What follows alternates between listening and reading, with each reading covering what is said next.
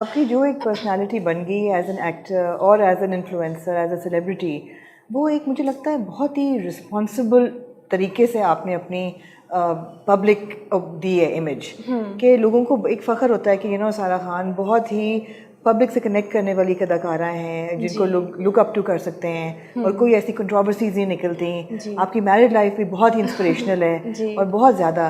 तो ये अल्लाह की तरफ से हो गया है या आपने सोचा था कि मैं इस डायरेक्शन में लेके जाऊंगी अपने करियर को? मेरे जो बाबा थे ना, वो चाहते थे कि मैं, अगर मेरे पास ये ताकत है कि मुझे लोग देख रहे हैं और मुझे लोग देख के फॉलो भी करना चाहते हैं, और कुछ लोग बहुत आदतें भी मेरी देख के उन्हें लगता है कि हमें भी ये करना चाहिए, तो उन्हें लगता था कि ये ताकत बहुत अच्छी जगह इस्तेमाल होनी चाहिए। अगर मैं चाहूँ तो कुछ गलत काम करके भी इस ताकत को लोग, और आजकल के जो बच्चे हैं, जो नए लोग हैं जो हमें देख रहे हैं, उन्हें वो काफ़ी जल्दी चीज़ें सीख लेते हैं। एक गलत बात नहीं आती, उन्हें लगता है कि कोई बात नहीं, वो भी तो कर रहे थे, ये हो सकता है, क्यों नहीं हो सकता। तो मुझे लगता है कि ये हम पे एक रिस्पॉन्सिबिलिटी नहीं भी है, लेकिन अगर क्यों ना हम अच्छा दिखा के अच्छी चीज़ें भी आगे लाएं। जैसे हमेशा मैं कहती हूँ कि मुझे लोग कहते हैं कि क्यों अपनी शादी को इतना ज़्यादा अवामी बना दिया है, क्यों हर वक्त आप दिखाती रहती हैं, शो ऑफ हैं आप लोग तो, और ऐसा है नहीं, और आप लोग बस दिखाना चाहते हैं कि जैसे हम बहुत खुश हैं। तो मैं ना, मेरी ज़िंदगी में ना जितने भी आदमी हैं, चाहे वो मेरे बाबा हो, मेरे भाई हो या मेरे शौहर, वो हमेशा वो रहे आइडियल भाई मेरा, आइडियल शौहर मेरे, और आइडियल बाप मेरा। तो मेरी नज़र में शादी इतनी खूबसूरत एक चीज़ थी क्योंकि मैंने अपने माँ बाप की बहुत कामयाब शादी देखी। तो जब मेरी शादी माशाल्लाह माशाल्लाह, तो फलक भी वैसे हैं। तो मुझे लगता है हमें आदमियों की ये अच्छी साइड क्यों नहीं दिखाते। तो मैं इसलिए अपनी वो चीज़ें दिखाना चाहती हूँ, दिखाती भी हूँ कि इतनी अच्छी है ज़िंदगी, लोग हो सकते हैं अच्छे, आदमी भी अच्छे हो सकते हैं, हम अच्छी चीज़ें करके भी नाम अच्छा बना सकते हैं। ड्रामों में तो हम नहीं दिखा रहे, मैरिड रिलेशंस को अच्छा दिखा ही नहीं रहे जी, तो जब ऐसे ड्रामे आप देखते हो या ऐसे स्क्रिप्ट आपके पास आते हैं तो हाउ डू, कैसा लगता है? बहुत बुरा लगता है। और इसीलिए आपने देखा होगा कि इस तरह के मैं ड्रामे कर भी नहीं रही हूँ। मैं दिखाने नहीं चाहती जो होता नहीं है। मैं क्यों, एक तो ये भी है कि ड्रामों से ना बहुत लोग कहते हैं कि आप पे बहुत बड़ी जिम्मेदारी है, ड्रामा देख के लोग सीख रहे हैं। तो मुझे लगता है एंटरटेनमेंट है, हमें हर किस्म का काम करना है जिससे आप एंटरटेन हो। अब वो ज़रूरी नहीं है कि मैं उसमें अच्छी इंसान बन के आपको दिखाऊँ कि आप अच्छे बने मुझे देख के। ड्रामा है, पूरी दुनिया में इस तरह के ड्रामे बनते हैं और हम देखते भी हैं बड़े शौक से। लेकिन जब पाकिस्तान की बात आती है तो जिम्मेदारी कंधों पे एक अदाकार के कंधों पे डाल देते हैं।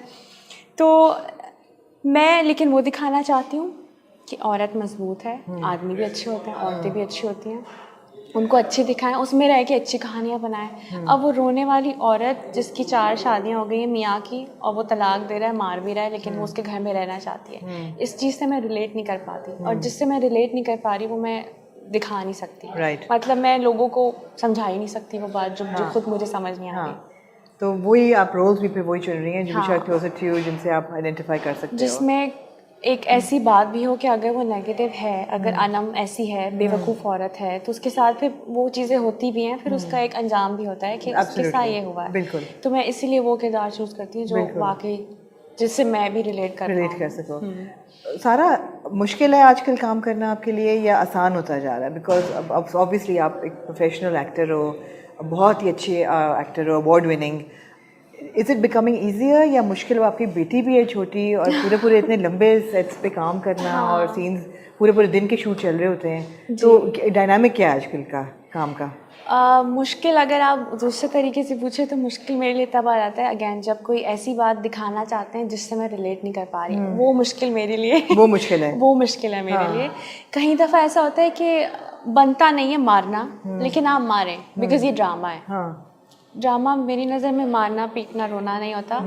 तो कई दफ़ा अमीन भाई से मैं, बल्कि अमीन भाई तो खैर बहुत ही अच्छे हैं, वो खुद ही इस चीज़ को बड़ा सोचते हैं, लेकिन कई डायरेक्टर से मेरी इस बात पे बहस हो जाती है कि मैं नहीं मारूंगी ना मैं पिटूंगी, बिकॉज अगर वो बनता है सिचुएशन तो मुझे मारें, आप मुझे बहुत मारें। लेकिन अगर नहीं बनता तो आप मुझे नहीं मारें। जैसे आपको याद है वो सीन था लापता में गौहर मुझे थप्पड़ लगाते हैं और फिर उन्हें मैं भी लगाती हूँ, तो वो सीन ऐसा नहीं था। अरे लापता तो हम भूल ही गए बीच में, वो भी कितना डिफरेंट था। अरे वो तो हमने बिल्कुल ही स्किप कर दिया, वो भी इतना डिफरेंट ड्रामा था उसमें भी बहुत ही डिफरेंट कैरेक्टर था और कमज़ोर वो भी नहीं थी। तो वो सीन आपको याद है ना कि वो मुझे मारते हैं कि तुम्हारा जो भी उसके साथ अफेयर था।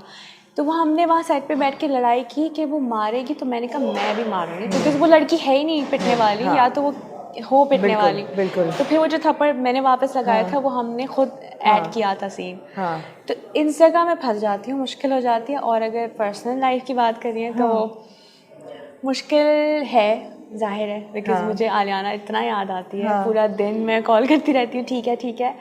लेकिन फलक बहुत ज़्यादा ख्याल रखते हैं उसका, और वो मुझे इतना ज़्यादा इस चीज़ में सपोर्ट करते हैं कि वो चाहते हैं कि मैं काम करूँ और अपनी मर्ज़ी से करूँ, और मैं बगैर किसी सोच के करूँ कि मुझे किसी प्रेशर के या गिल्टी फील।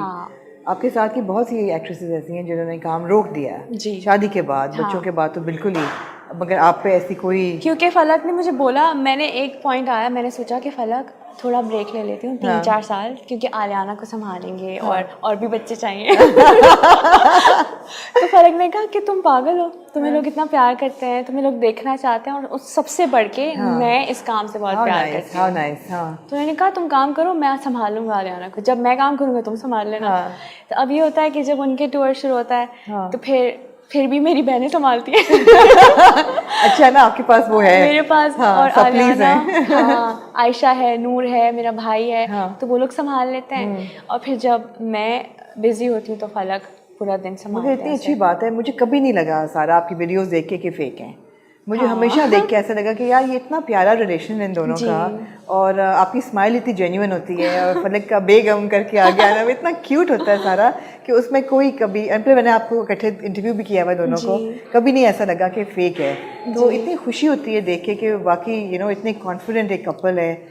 आजकल इंस्पिरेशनल है लोगों के लिए देख के उनको। और आमना, शादी इतनी ही खूबसूरत है, अगर हम अपनी बेटियों के दिमाग में बात डालने लग जाए ना कि शादी खूबसूरत है, तो उन्हें शायद लगने भी लगे। हमारे यहाँ क्या होता है, ओहो शादी हो जाएगी, अब तो ससुराल का प्रेशर, मियाँ को कोई अब वो रहेगा, क्या बोलते हैं कि मियाँ के पास कोई आज़ादी नहीं रहेगी, उसको भी तो ये सब आप दिमाग में बचपन से हम ये सुनते हुए आते हैं, तो हमें लगता है कि ऐसा है एक्चुअली, लेकिन ऐसा होता नहीं है। ऐसा नहीं होता। अभी आप लोग नॉर्वे गए हुए थे, वहाँ पे आप लोगों ने 14 अगस्त का पूरा सेलिब्रेशन किया, और कोई प्राइज भी मिला आपको, अवार्ड भी वहाँ पे मिला था, प्राइड ऑफ परफॉर्मेंस नॉर्वे से, बड़ी बात है। तो दोनों को मिला, एक को मिला, वो क्या था? उस शो में फलक की परफॉर्मेंस थी और मेरे लिए अवार्ड था। जबरदस्त जबरदस्त। लेकिन जब आप नए होते हैं ना, और आपके पास लोग आप पे एक्सपेरिमेंट नहीं करना चाहते, खासतौर पे नए लोगों पे, उन्हें लगता है कि पता नहीं कर सकती है नहीं कर सकती, तो उस वक्त तक मैं उस प्रोसेस में थी कि काश मुझे वो मिल जाए और मैं उसमें कुछ करके इन्हें दिखा दूं कि मैं कर सकती हूँ एक्चुअली।